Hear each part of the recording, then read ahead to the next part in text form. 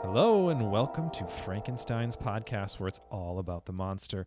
We discuss all kinds of fictional monsters, creatures, and beasts, from the alien to the mythological and supernatural, from all corners of pop culture. I'm one of your hosts, Joe Praska. What up, what up, what up? I'm your other host, Khalid Hussein. God, all the you just say intros cooler than me. Maybe you should start. Nah, you got this. Yeah. Anyway, how are you doing, Khalid? I'm groovy. It's been kind of a crazy couple of weeks since we last recorded. But I've been trying to make the best of it. How about you? Likewise. It's been definitely an eventful time. For those of you listening here, we're both in Minneapolis, where it got quite crazy, I would say. Yeah, definitely crazy. We won't get too into the weeds with all of this. At the end of the day, we are just trying to entertain you guys by talking about monsters and stuff like that. But Joe and I had a thoughtful discussion about this, and we just realized that, like, our platform, as small as it is still like a place that like reflects our values, and it didn't feel right to just try and like sidestep this like what is now a global phenomenon, or at least a global movement.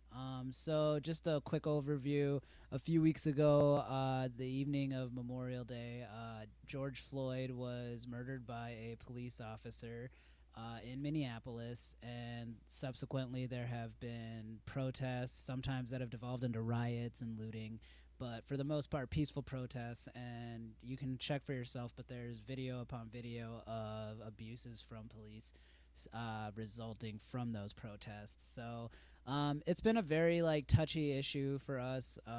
Joe and I have done our part as far as donating and helping clean up specifically Joe's neighborhood, which was affected heavily at first, at least. But yeah, we just wanted to say off top that we are definitely rooting for the protesters, the peaceful ones, for the most part. But yeah, it's a very tough time in the culture, and while it would be easy to just say that what we do right now is a form of escapism, I don't want to escape like harsh realities in this. Try not to bungle the words here, and I promise I don't get this soapboxy all the time. But yeah, as a black man in America, and specifically a black man that grew up where all of this kind of started, this is a very personal subject for me, and it's important for me that people who enjoy hearing us talk and stuff like that also understand exactly where we stand on an issue that is gripping the entire world. So with that being said, we really only have a couple of places that we wanted to try and shout out, as far as that you can donate and support as well if you agree with us. There is a communityjusticeexchange.org where you can help the National Bail Fund Network. There's places in Minneapolis and other cities where people are getting arrested and obviously may not always be able to get themselves out. So if you can donate, that's a great place. It's communityjusticeexchange.org, and that's a directory that will take you to all the other bail funds. And then the other site that I wanted to give a shout out to was reclaimtheblock.org. That's a local one for Minneapolis. They are doing a lot of great local assistance. They have been helping for years now to try and get the conversation of defunding and potentially even abolishing police in Minneapolis, which is also a big headline right now. But that reclaimtheblock.org is very heavily involved in that as well. So yeah, we just wanted to say to all the protesters out there, we support you, and that we hope that something positive comes from such a tragedy. Right. Thank you so much, Khalid, for sharing all that. And to your point, too, about what we do being kind of like simple escapism in some manner, it's also important to always note that a lot of monster movies and a lot of genre movies that we that we love and we talk about are inherently political in many ways. They're allegorical for a lot of the things that's going on. So whether or not you just want to turn your brain off. So, I mean, a lot of this stuff does a lot of the stuff that we consume is informed by what's going on in the world. So I agree. I think it's very important to recognize that and understand and where we're coming from and where the world is at this moment too. Hell yeah. Let's talk about monsters. Let's talk about monsters. And just a quick aside, I'll post those links on our social sites as well too that you mentioned. Thank you, sir. Yeah. But anyway, Khalid, what are we going to discuss today? Oh, we are going to talk about It Follows, the 2014 horror film directed by David Robert Mitchell. And the quick little synopsis that I'm going to do this week is going to be straight off our homeboy Google's page. It goes like this. After carefree teenager Jay sleeps with her new boyfriend, Hugh, for the first time, she learns that she is the latest recipient of a fatal curse that is passed from victim to victim via sexual intercourse. Death, Jay learns, will creep inexorably toward her as either a friend or a stranger. Jay's friends don't believe her seemingly paranoid ravings until they too begin to see the phantom assassins and band together to help her flee or defend herself. What a monster. They're creatures of the abstract that live off potential energy. It's alive! Great description. Thank you, Google. I found that I couldn't stream it for free anywhere. I ended up renting it from Amazon Prime for the rewatch.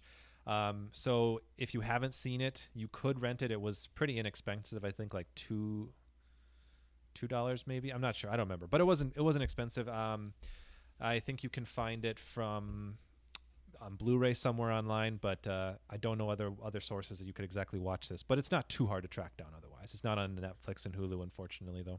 Yeah, I believe it was recently on a streaming site, but just like, you know how those licensing deals go, so it is no longer available to stream for free on any of them. Exactly. But it is definitely a great film. I think worth the watch. And on that note, Khalid, what did you think of it? On the rewatch, I liked it. I don't know that I liked it as much as I did the first time.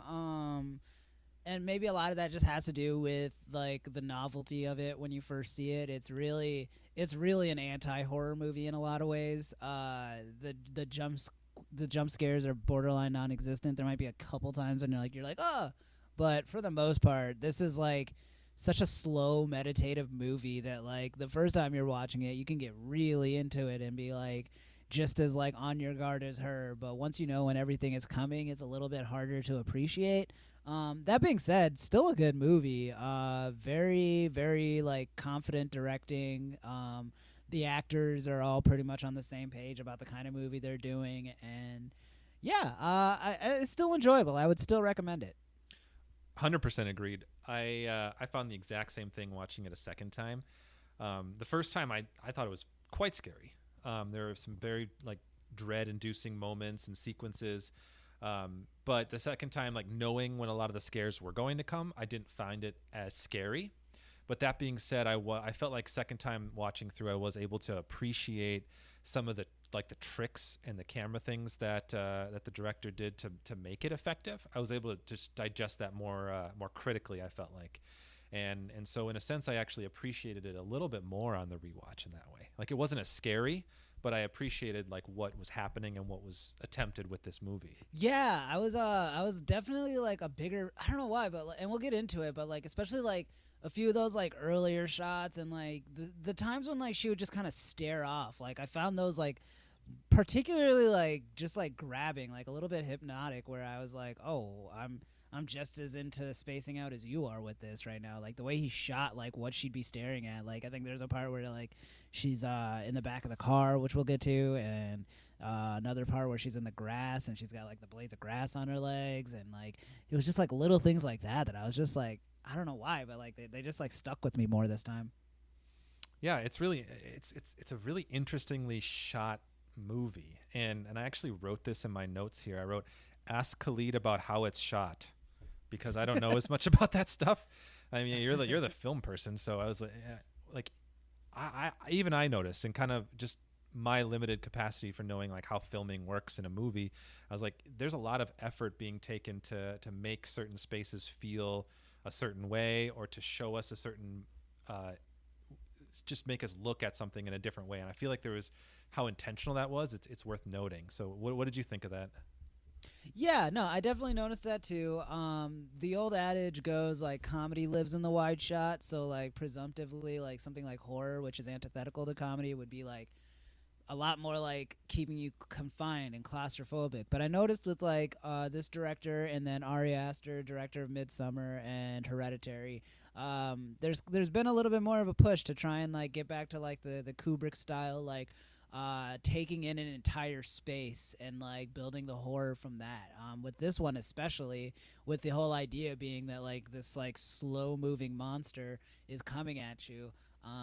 Spatial awareness is that much more critical, and this movie does a great job of that. I think that's especially what you're noticing compared to like the conventional horror film, which is so much more about like living close with like the victim or the prey, and like not being able to see anything other than what they let you see, and then boom, like a jump scare happens. With this, it's like you'll be like in a giant dilapidated building and you'll get to see like the entire floor around you, or you'll be at the school and they'll do like a 360 shot around and you'll get to see everything. And there's something like refreshing about that, and also there's a new terror that comes with like, okay, now I have like a complete idea of where I am and I still don't know where the danger is. Right. And I think that all adds into what you were saying before, that it's kind of almost an anti-horror movie in some ways, right? Yeah, exactly. Yeah, it's a really ingenious way to like tap into somebody's like fear like receptors, to just completely buck convention and give them some like, it's not even fear anymore, it's just like unsettling for the most part. Yeah. Oh no, totally. And it's also and it's easy to note if you're watching the movie how you can tell the imagery is influenced a lot by horror movies that have come in the past. Like it's very, there's a lot of it's evocative of like the original Halloween movie from John Carpenter, with just the slow moving villain walking towards you all the time, and just that slow creeping dread that comes with it, I think is really really comes out well in this movie. But despite that, like he does flip a lot of the tropes on their heads, like specifically the final girl trope. Yeah. Care to elaborate? Yeah. So the final girl is usually described as the last girl in the horror movie to face the villain or killer or what have you. Your Nev Campbell's, your Jamie Lee Curtis's. Absolutely. And so the term actually, I did some research for this here, Khalid. You should be proud of me. The term was thank you. The term was coined by a researcher named Carol Jean Clover, who is an American professor of medieval studies and American film at the University of Berkeley. And so she wrote a book called Men, Women, and Chainsaws, Gender in the Modern Horror Film. And according to her, how you would describe the final girl is typically sexually unavailable or virgin, avoids the vices of the victims like doing drugs, and is generally not overly feminine, usually shyer, less popular one in the group, and also almost always has a kind of unisex style name. Oh, I didn't know about the name thing, but I guess Yeah. that actually does add up. Yeah. It's not always, but it tracks a lot. But in this, like, you notice there's a lot of those elements that are like the character of Jay is a final girl in a lot of ways, but she kind of subverts some of those tropes, like the sexuality one in specific. Like she actually kind of weaponizes her sexuality in some ways. Like that's like the way to get rid of the monster, to beat it, you know? Absolutely. So it's just kind of a fun way to notice how he played with that. Dang, that's dope. Yeah, no, she's definitely. I would qualify her as a final girl, but I agree that it's like it's kind of a remix to the idea. Like a re-imaging of it, yeah. Yeah. Yeah, it's also interesting just watching the movie in general, like how ambiguous the time or era it's supposed to be in. Like there's e-readers, but it kind of looks like it's in the 80s. I don't know. Yo, you talking about that seashell what is Kindle that? thing? I don't know, but I hated it the first time and I hate it now. It's like, I thought it was like one of those like compacts where you like, look at yourself. It didn't Why make any the sense. F would you ever read a book that way? That made me so mad. Like the margins would be weird. Like you're basically just like reading a paragraph at a time like a psychopath, but like I don't even understand. Like does she read the top part and then slide up the bottom part, or does she read an entire seashell's worth each time? I don't know. This isn't dumb technologies podcast. It's a monsters podcast, so I won't bore our listeners. I mean, it's a great question. Apparently, she was reading Dostoevsky too, The Idiot, which is a pretty big book to read on a seashell. God, the amount of like half shells that like Dostoevsky would have to go through on that dumb thing. Kind of speaking of that, though, not necessarily seashell stuff, but one thing I always like to notice in movies is when the characters watch other movies or are like consuming other kind of media like within the movie itself. And I always feel like that's kind of interesting because I tend to think a lot of times directors are intentional when they choose what their characters are watching and see if that kind of ties into the theme. So I found an article somewhere that did talk about the movies that are shown within this movie. In the beginning, when Jay is with I don't remember the guy's name, but the first guy, Hugh, thank you. They're in the theater and they're supposed to see the movie Charade, which is a 1963 Audrey Hepburn movie where she is pursued by a bunch of different people who want a fortune from her murdered husband that her murdered husband had stolen, and she doesn't know who she can trust. Then later in the film, they're actually watching another movie, another like a 1954 black and white one called Killers from Space, with Peter Graves as an atomic scientist / pilot, because back then they were like kind of rogue scientists who were, whatever, who was kidnapped by aliens and then returned. He then tries to convince everyone that aliens are going to invade with monsters and giant bugs. So the interesting thing about both of those is both of those characters in those movies don't really know who to trust, and there's a sense of paranoia. So it's cool to note that both of those movies really tie into that theme in this movie where Jay feels like she doesn't know who she can trust because anyone could be the monster. She has this sense of paranoia because it could be coming at any moment. And I just thought that was kind of a cool piece to this movie. Yeah, no, that's dope. Yeah, I've come to realize like it's never by accident, or at least like if it's like a well-directed movie, it's never an accident what they're watching. So no, it's cool to get a little bit more insight like that. Yeah. Should we talk a little bit about the entity itself? Yeah, let's get into it. Let's get into this entity. So we don't know a lot from what the movie gives us. We don't know where it came from in universe. We don't know what exactly, if it's supernatural or if it's like some sort of natural thing that we just aren't really well aware of. But basically what we know is it's targeting somebody on the basis of a curse of some sort. A person who possesses the curse is then stalked by the entity until the person is killed or the curse is passed on to someone else by having sex with them. However, as we learn in the movie, if the next person is then killed, it will come back to the previous person. So you're kind of always on edge no matter what. Yeah, it's a very terrifying concept. I guess it's basically just the Terminator, isn't it? That's what the entity is. It's like you actually kind of weirdly onto something there. I didn't, when you first said Terminator, I was like, what? But now you're saying that, I'm thinking about it too. Like it is amorphous, meaning there's no defined form. It changes shape. It's strong. Yeah, that is kind of Terminator. It's more clever than you think it is. Like, yeah, I think what I love about it, like this and Terminator, I guess, is like the juxtaposition. Like it's a slow moving thing, but it's not stupid. And Hugh even makes that point. You know what I mean? Like so okay, just to backtrack a little bit. When her he's described as her boyfriend in here, but like we really only see them go on like a date or two. But when he finally like has sex with Jay and takes her up to the thing, like the only thing we're ever told is like what he kind of has gleaned so far, which kind of good on him. She had a whole team of friends, and like most of that was spent just like trying to convince him this thing was even real. This dude's like by himself, and he somehow figured out as much as he did. So he's still a jerk, like for the way he did it. Like, yeah, he sucks. Yeah, I realized I was a little bit too congratulatory to him. Still a jerk. Yeah.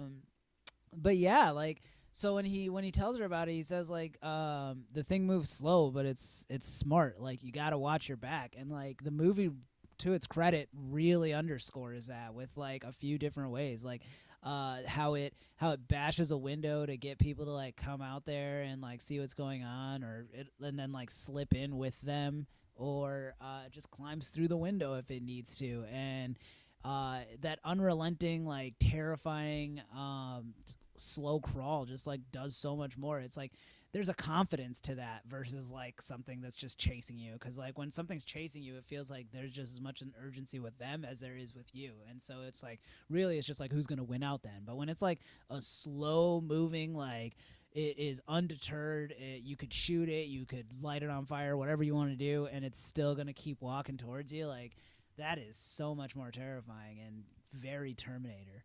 Oh, absolutely. It is a very effectively scary creature, which, and I'm still not even sure creature is the right term. I guess we'll just keep calling it the entity. And yeah, like in some cases it seems mindless, but you're absolutely right. It is very smart. Like, so, you know, it just like walks at you, but it sometimes like even I think there was a point where it follows the sidewalk, right? Like it follows social norms. Like it knows that. Yeah, and it's kind of confusing too because it's like it's you find out at some point that it is actually like some type of like solid matter. Like it's not a ghost. Like it's easy to accidentally consider it a ghost at times, but like they like can people who can't even see it can interact with it. So it's like at that point, as slow as it's walking, there's no way that it could like get across a crosswalk in time, right? Like no one that's ever walked that slow gets across, or is it waiting for like the little the white man light to come on and then it walks? You know what I mean? Like It's a great question. I mean, what if it was walking and it got hit by a car? Would a car just be like, I hit nothing and my car is dented? It just like there's got to be times when like something's bumped into it, right? Or is it like it can be corporeal and it's about to kill, and otherwise it's just like in the ether? I don't know. That's another great question. Yeah, but that's the kind of thing that like a sequel would try go out of its way to explain, and then I would hate it. Yeah, that would be. We ask these questions, but then we probably would hate the answers. Yeah, no, it's way more fun to just kind of like consider it. Right. Do you think there's any meaning to the forms that it takes? Because for those of you who haven't seen the movie, the creature shows up as different people, and sometimes it's just a normal looking person. Sometimes it's a person who looks like a zombie. Sometimes it's a person who's like half dressed, sometimes naked. I know the one time there's one that's peeing for like extended times. Oh, so yeah. It takes a lot of weird different. One's a kid, some are old people, some are like just middle-aged people. So many different forms, and in some cases it blends right into the crowd. Sometimes it's like that fits nowhere. Do you think there's any meaning to the form it takes? Like, are the people who we see as the creature walking towards our characters, are they people who've been killed before by it? Are they reflective of the victim, or like people the victim might know? Or see, it's got to be kind of a combination of the two, right? Because at first, like I did just kind of assume it was gonna be people that it's killed, you know, but then it comes as the dude's like so. Later on in the movie, Jay finally sort of convinces her friends. And I got to say, real quick, the movie, if there's one failing in the movie, it's that it spends about 3/4 of its runtime just trying to convince her friends this thing is even real, even after insane things have happened. So that was kind of annoying. Quick aside, I don't know. I might actually disagree with you that that's a failing, but I'm going to get into that later. Keep going. Fair enough. So, anyways, eventually, like, she at least believes this thing is coming after her and, like, is understandably a depressed wreck. So, weirdly enough, like, she tells a guy that she hooked up with before that this thing is happening to her. Like, it's like a demon or whatever that can only be seen and come after you if you have sex with the person. So, knowing this, the guy still goes, hey, if that's what you're worried about, I'll have sex with you, which is very on, like, it's an on point description of any guy at that age. Like, if you sat there and told like any like 18 to 21-year-old guy, like, hey, if you have sex with me, a ghost is gonna come after you and kill you, like, the guy would probably be like, right, but I can have sex with you. So that was like that was very, very well done on the director's part. But what going back to my point, I did think before, like, especially right up until that point in the movie, oh yeah, like, it's all of the things we're seeing are like people that have been killed by this ghost. It takes their form. That makes sense. That tracks. But then when he gets killed, the monster turns into his mom. And so unless his mom is just like way down the line on this sex ghost hit list and just never bothered to tell him, Yeah, like it doesn't seem to have rules. It's got to at least be a combination of people you know and people that it's killed. Yeah, I think the same thing. I think it's got to be that because even when it's so when Jay is watching it walk in to the neighbor across the street, the one that she ended up having sex with, it's the form of him himself before it even kills him. Remember that? Yeah, it is, right. And it's like, and that just goes to like how clever it is. You know what I mean? It's like anybody who's looking from outside, she even thought that was him at Yeah. first. So that's pretty clever. And yeah, I mean, it's just, there's really not that many ways you can combat a monster that can do that. You know what I mean? Like, that's even other people that could see it, it can deceive long enough to get whatever it's coming for. Yeah, it would be pretty scary if it came at you as yourself too. If it stuck with that form and you're just like being attacked by yourself. I think it's scarier that it was his mom, especially like Oh, how that's he killed that's that horrifying guy. too. Like, that's like don't let Ugh. that's just mean. Like Yeah. you can be an evil like revenge monster, but like leave moms out of it. Just be cool. Yeah, that was a gross scene too in general. It's very gross. Yeah. And also just there's no consistent way it kills, right? Like Well, the first person we only actually see 2 deaths in this whole movie, and the first one's which that is also interesting for like yeah, it just kind of goes to the argument of how it's like an anti-horror movie, like only 2 victims, like that's Yeah. insane. yeah, and the first one is just kind of a girl we see in the beginning, but she's like disfigured and like like limbs broken and kind of like tied up, and then the other dude that we see, I don't remember this guy's name. What do you remember? Jack? Which guy? I don't know, the neighbor. Oh, the neighbor that dies. Yeah, Don. Oh, Ralph. it just says neighbor's boy, I think. Like Uh, on, is it? No, yeah. Paul is the It's not Paul. the friend zone kid. Yeah, no, I think he just goes by neighbor Oh, boy. I thought it was like kind of a generic. Oh, no, like no, Greg, Greg. Yeah, no, I said 1-syllable white guy name. Yeah, I got it. I was Ralph. You got I it. was off, but Yes, you did, Joe. thank you. But yeah, that guy. But he's killed in a very different way. It's like I don't know, how would you describe that? How he's killed? Death by trauma. Yeah, I mean, yeah, that's the best Just way like to sum it up. the sheer, because like it doesn't look like it, like so like his mom, the ghost says his mom knocks on the door, and then he opens it, he's like, "Ma, whatever," like, and then she just leaps at him, and then when Jake walks in, she's just like straddling him, and as messed up as that is, I don't think that's lethal, so I'm assuming it's just like the trauma of like it attacking you is what killed him.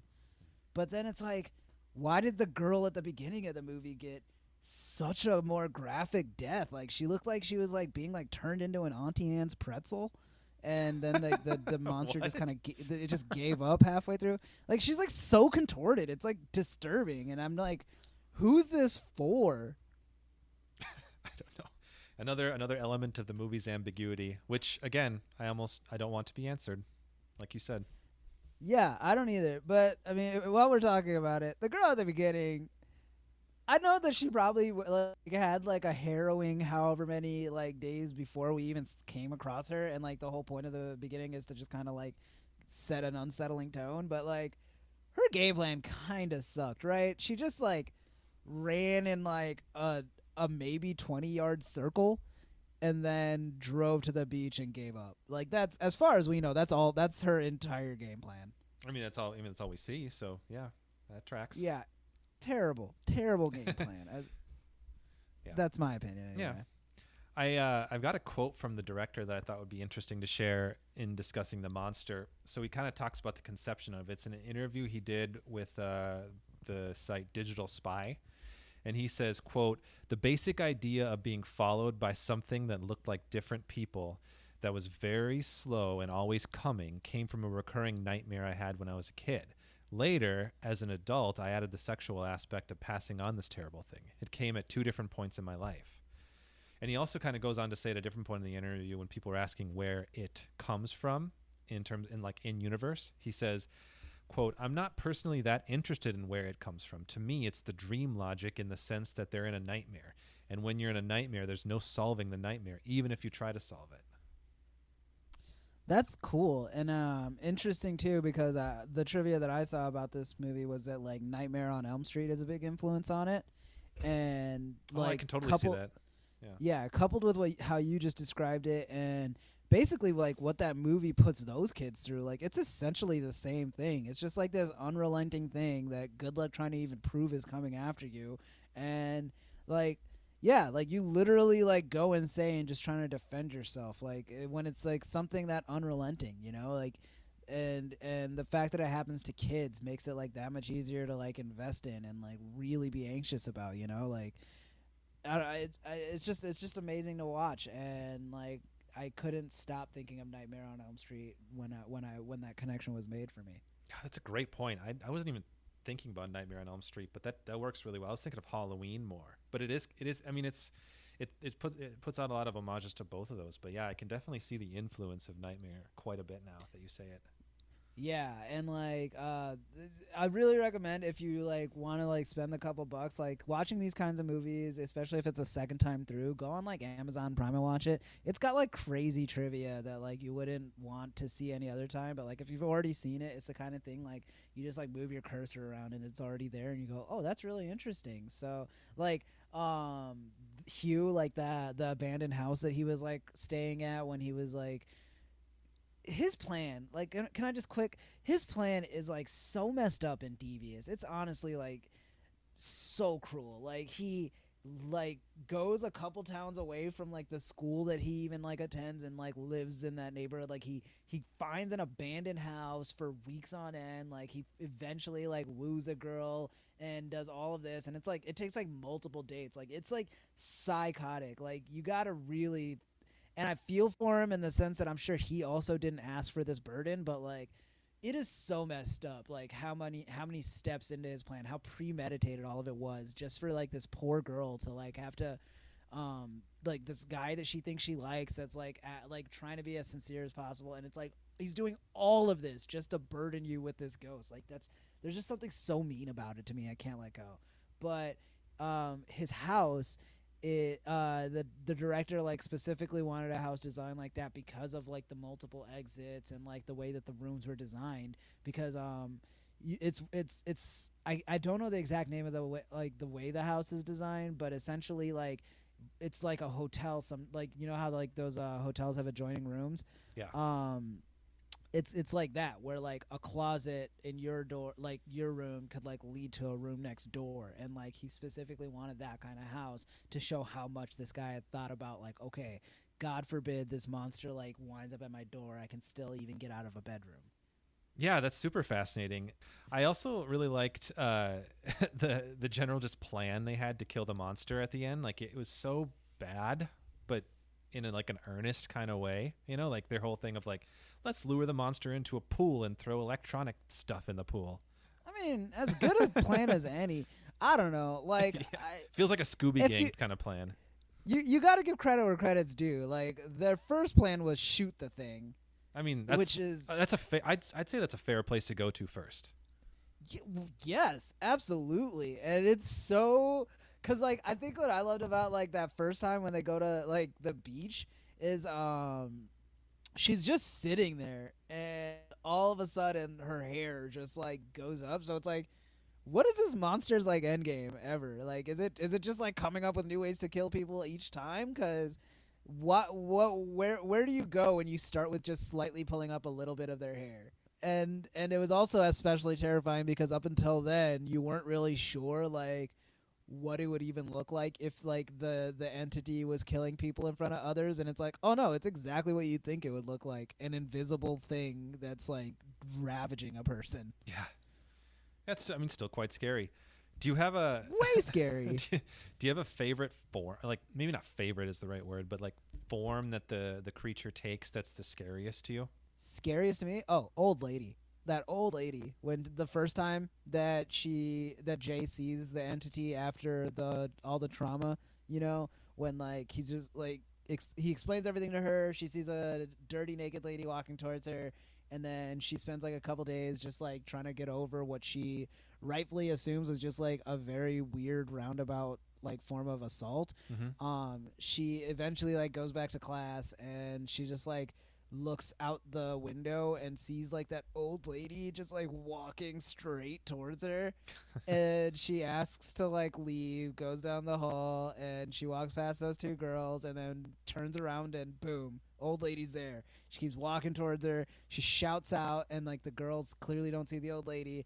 I don't know, it's like there's like maybe not even that much makeup on her. They don't do anything to make her ghostly, and like arguably there's way more terribly appearing like versions of the entity as it goes on. But something about that first old lady, I'm just like, oh man. And I'd be in real trouble too myself, because like I take a swing at her, and as we find out later on in the movie, that does not help. So like I'd probably be dead after that first scene, honestly.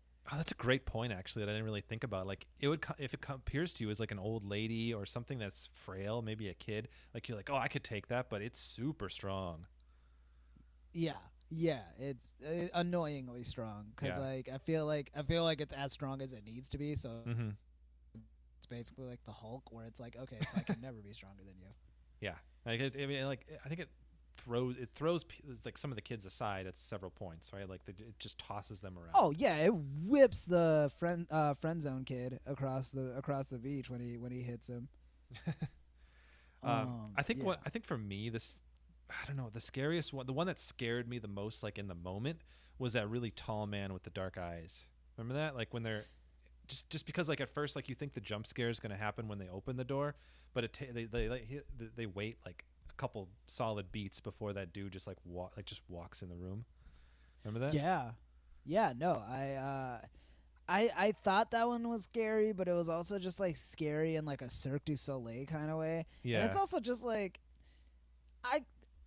I wish they were all that tall and like distinct looking, because then I would never be half as worried. I would just look for that monster. Like that's the most monsterish form it can take, really. You know? Yeah, that would be easy to notice. You wouldn't have to worry about like, oh, is it that tiny old lady? Is it that regular looking guy? No, it's just always the tall, dark eyed person.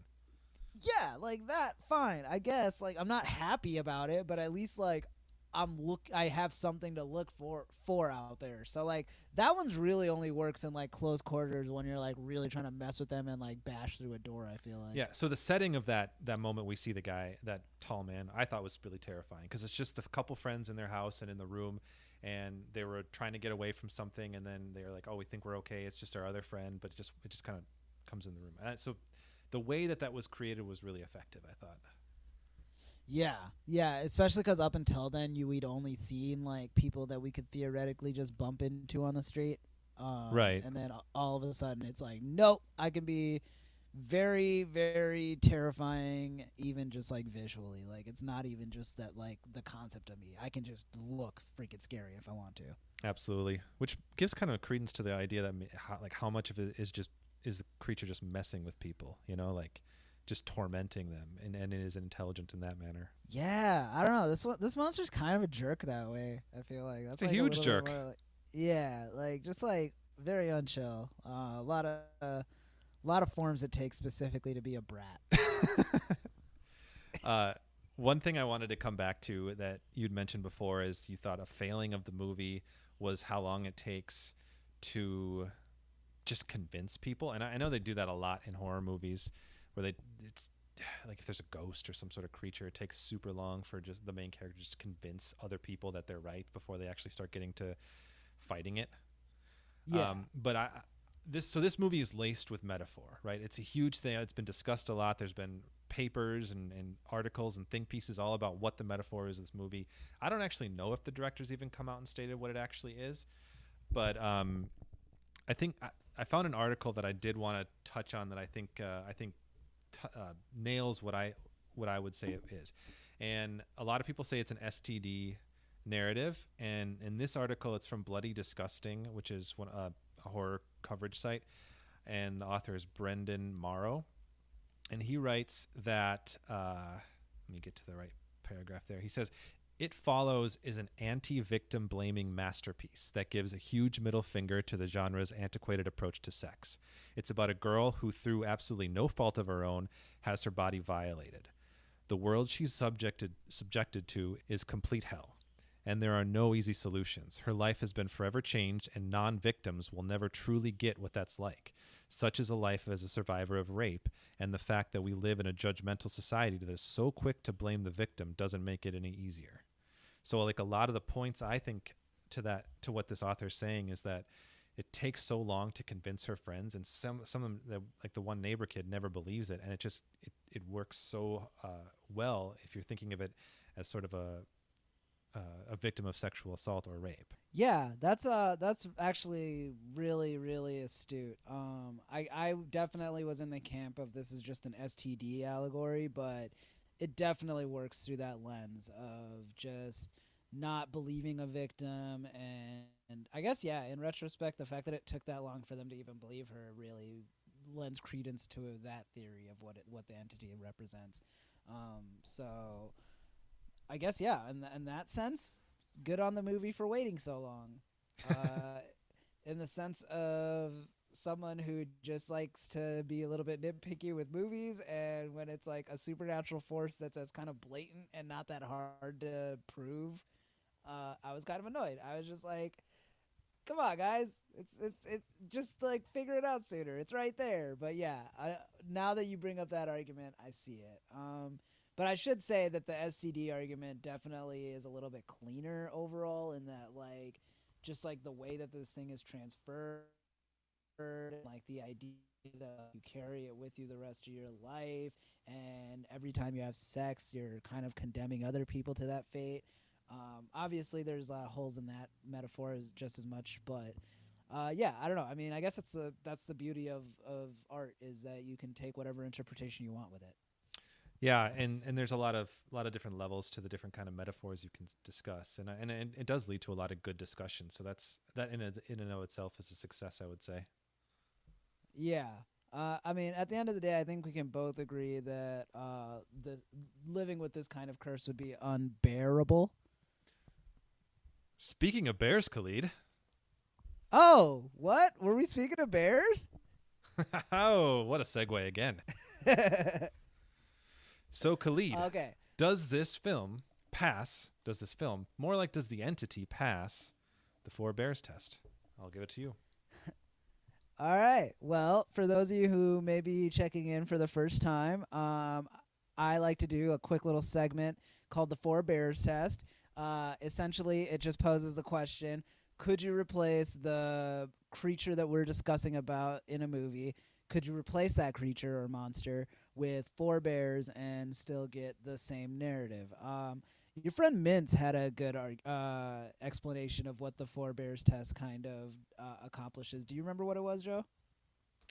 He says, yeah, he said, and so, yeah, we're talking about Ryan Mintz is a friend of the podcast, one of our devout listeners. He mentioned to me that the 4 bears test is a great way to sort of separate the creature from the media that presents it, and just think of it in a different lane, and sort of so a lot of our podcasts, like we say, it's all about the monster, but we spend a lot of time discussing the movie and the monster within the context of the movie.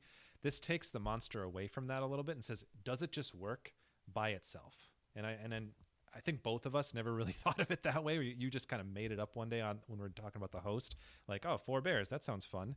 But it's kind of morphed into something that seems to kind of work. So good for you, Khalid. Well, thank you. And thank you to Ryan. That was a really thoughtful analysis of what I was more than willing to accept was a dumb little joke that I keep playing. So that being said, could you replace the entity in It Follows with 4 bears and still get the same movie? The resounding results are no, you could not. Because even ignoring the fact that bears don't have the ability to turn invisible to most people, you would just know if 4 bears were following you, I guess. Because, yeah, like, almost all of the powers that the ghost entity has come from, like, a supernatural element versus anything to do with, like, its own brute force or anything like that. I guess, like, if you told me, like, oh, 4 bears are going to follow you around for the rest of your life, I'd be terrified, but also just, like, they're going to make a mess. Like, I'm not going to be the only person that ever notices that. So I mean, even if you're generous and say like it's just one bear following you, that's a big bear. Like it wouldn't even be able to fit through a lot of doorways. It couldn't get you in a car. I mean, it could mess up a car and like bash a window, sure, but like it's too big. Is my point. So just on a sheer like scale thing, I'm gonna say that this one is a pretty easy fail as far as the four bears are concerned. So it is a fail. Wow. 2 fails in a row, right? Yeah, very interested to see what the ratio ends up being down the line. We don't have enough of a research pool right now to assess either way, but so far it's fun. And I don't know if there's any kind of like addendums or additions to the Four Bears test that you think would make it a little bit more interesting, or I guess even remotely scientific. I'd be open to it. Yeah, send your ideas our way, folks. Yeah. One point, I was just thinking of it a second ago after you said this movie failed. At one point in favor for almost passing the Four Bears test. Now, I agree that it by no means passes it, but I remember when it hits our one character, the friend zone kid, was Paul. Was it Paul? Oh yeah. Good old Paul. Yeah, when it hits if Paul. If anybody's seen Atypical, I forgot that's where that I'd seen him in It Follows first, but he plays the main character in Atypical, and like, good on him. He's a really good actor because like for some reason I actually thought he was on the spectrum. It's a show about a kid with autism, but no, he's just a good actor. So good on him. Yeah, but there's a scene in the movie where he gets like swiped by the creature, or by the entity, I should say. And he like lifts up his shirt and looks like a big claw mark, which actually reminded me of like a bear scratch. So Yeah, I mean that was also kind of cool too because like when the entity grabs Jay in the pool at the end too, it leaves like a mark on her. So like that was kind of cool where it's like almost the implication that like it's cutting through like space time or something like that. Maybe it's like in a different dimension, and like that's just like the residual marks left on people is like what it feels like to have to like reach across and get them. oh my gosh, I really like that too. Maybe it exists like simultaneously within 2 dimensions, which is why it can never appear what it actually is itself. Oh man, there's so many directions you could just go with that. Oh yeah, I mean it's the fun of like a vaguely described creature like that, you know. I mean, you can just keep giving it like certain abilities, and it just raises a million more fun questions.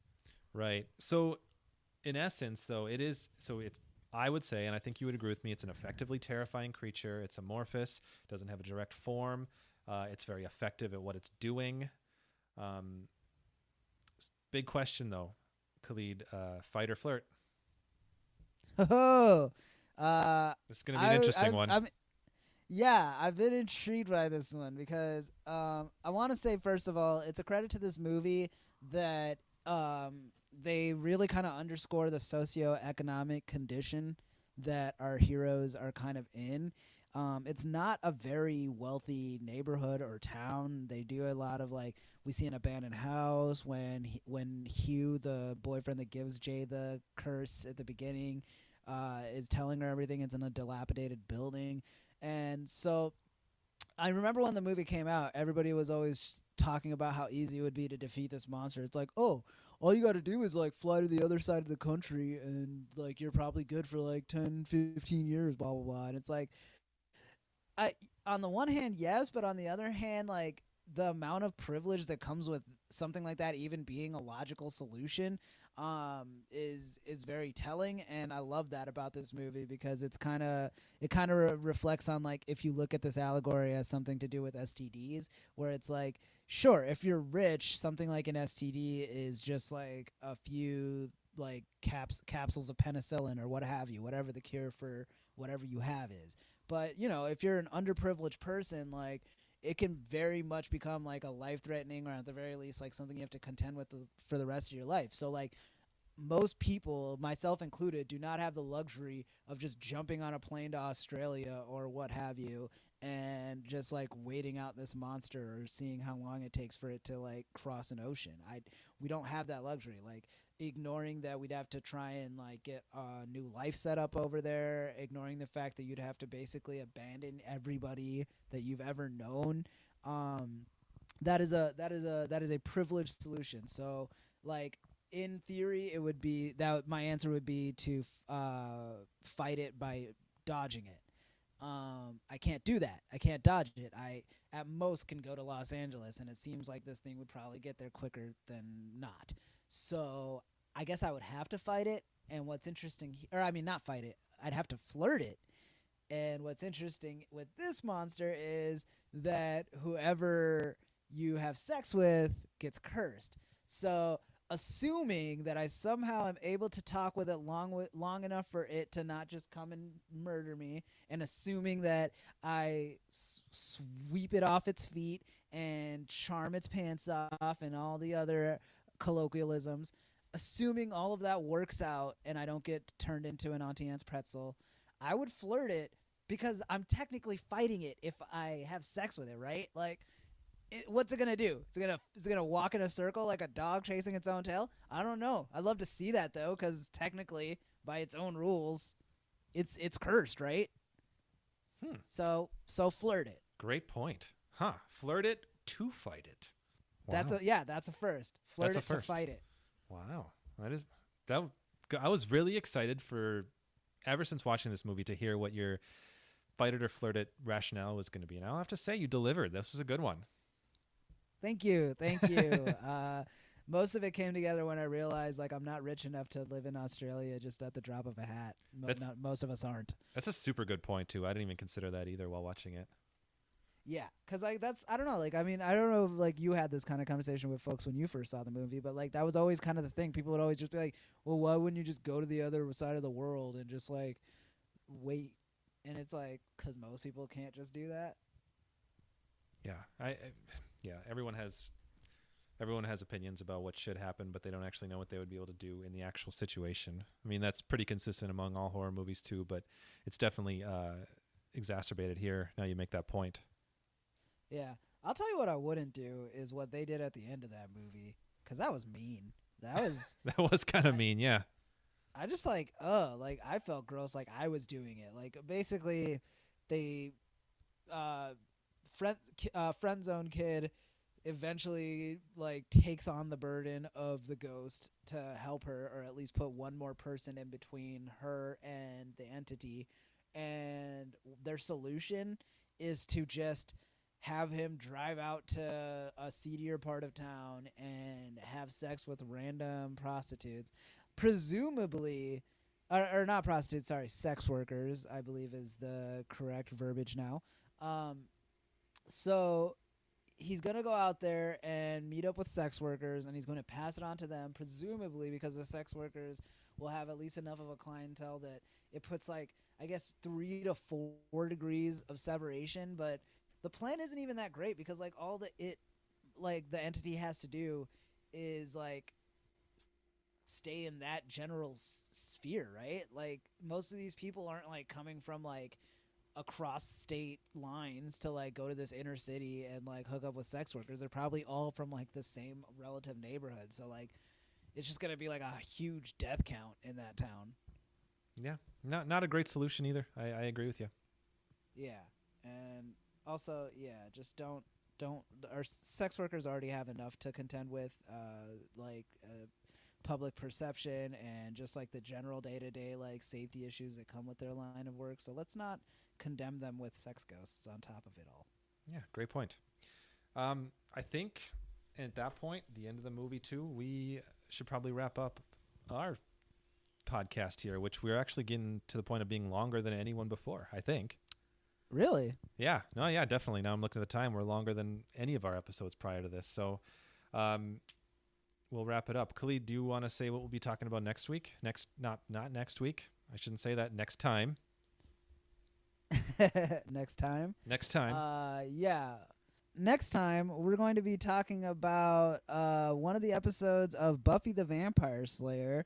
So where all my Whedon heads at, that was how a lot of us got introduced to monsters and our love of them. So we're going to be discussing the Buffy episode Hush. So check that out on your local streams, and we'll chat it up. Yeah, I'm excited to switch gears a little bit. Each episode that we've done so far has been kind of different in some way, but Now we're switching up to TV. We've talked. I feel like I mentioned so far in the intros that we're all corners of pop culture, but we've only done movies so far. So I'm glad we're kind of breaking out a little bit too. Yeah, we're gonna do 2 corners of pop culture at least. Yeah, two corners. I mean, if we're talking about corners, it's got to be 4, right? It's got to be 4 if corners. it's like a square, but like I don't know, it could be like a pentagon or something. Or a hexagon, a nonagon, Shapes. a decagon. Yeah, that's also a shape. Yeah, there you go. So, all right, for all of you that are listening, we had a new send-off last week. We actually worked really hard to figure that out, and I don't remember what it was. So, Khalid, I'm gonna let you send off our guests here and our listeners. So, you get the last word. Take it away. All right, y'all. Talk to you guys on the next step. Creep it easy.